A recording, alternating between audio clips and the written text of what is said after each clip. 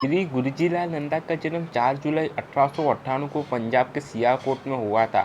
उन्होंने लाहौर, आगरा एवं इलाहाबाद में अपनी शिक्षा प्राप्त की। उन्होंने इलाहाबाद विश्वविद्यालय में समाज संबंधी समस्याओं पर एक शोध अध्येता के रूप में कार्य किया। 1921 में नेशनल कॉलेज में अर्थशास्त्र के प्राध्यापक बने। इसी वर्ष के असहयोग आंदोलन में शामिल हुए।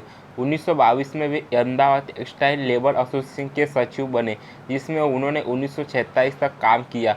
उन्हें 1932 में सत्याग्रह के लिए जेल जाना पड़ा एवं फिर 1942 से 1944 तक भी वे जेल में रहे। श्री नंदा 1937 में बम्बई विधानसभा के लिए चुने गए एवं 1937 से 1939 तक वे बम्बई सरकार से संसदीय सचिव रहे। बाद में बम्बई सरकार के श्रम मंत्री के रूप में उन्होंने राज्य विधानसभा में सफलतापूर्वक श्रम विवाद विधेयक पेश किया।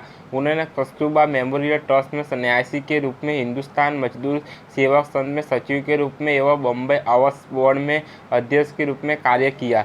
वे राष्ट्रीय योजना समिति के सदस्य भी रहे। राष्ट्रीय मजदूर कांग्रेस के आयोजन में उन्होंने महत्वपूर्ण भूमिका निभाई थी और बाद में इसके अध्यक्ष भी बने थे। 1947 में उन्होंने जेनेवा में हुआ अंतर्राष्ट्रीय समाज सम्मेलन में एक सरकारी प्रतिनिधि के रूप में भाग लिया। उन्होंने सम्मेलन द्वारा नियुक्त the freedom of association committee पर कार्य किया एवं स्वीडन, फ्रांस, स्विट्जरलैंड, बेल्जियम एवं इंग्लैंड का दौरा किया ताकि वे उन देशों में समाज एवं आवास की स्थिति का अध्ययन कर सकें।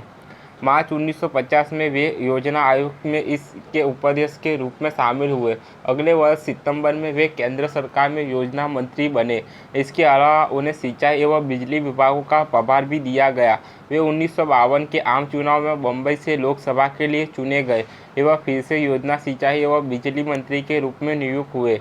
उन्होंने 1955 से सिंगापुर में आयोजित योजना सलाहकार समिति एवं 1959 में जेनेवा में आयोजित अंतर्राष्ट्रीय समाज सम्मेलन में भारतीय प्रतिनिधित्व मंडल का नेतृत्व किया। श्री नंदा 1957 के आम चुनाव में लोकसभा के लिए चुने गए एवं समाज तथा रोजगार और नियोजन के केंद्रीय मंत्री बने गए। बाद में वे योजना आयोग के उपाध्यक्ष नियुक्त हुए। उन्होंने 1959 में जर्मन सांघीय गणराज्य यूगोस्लाविया एवं ऑस्ट्रेलिया का दौरा किया।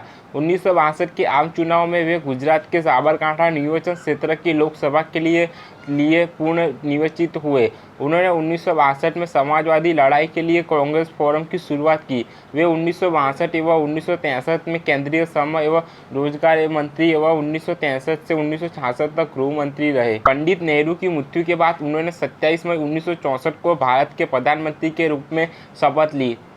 तक्षत में श्री लाल बहादुर शास्त्री की मृत्यु के बाद फिर से 11 जनवरी 1966 को उन्होंने प्रधानमंत्री के रूप में शपथ ली थी।